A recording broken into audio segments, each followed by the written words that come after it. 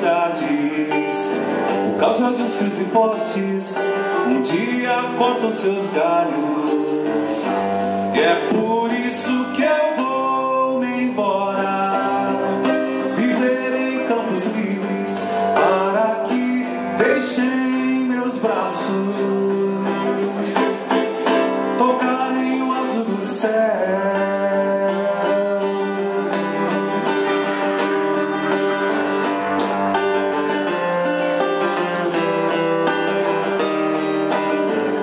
Somos como pássaros que nascem em gaiolas.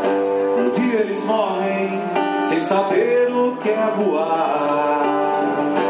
E é por isso que eu vou me embora, viver em campos livres, para que deixem meus olhos voarem no azul do céu.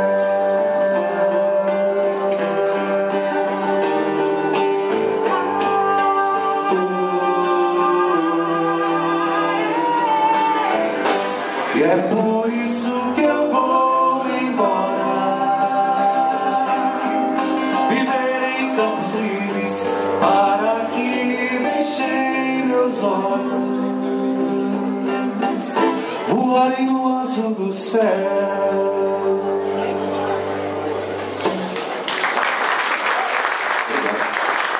Deu uma resumida na noite que era cheio de guitarras e tudo mais, mas na mesma simples é isso.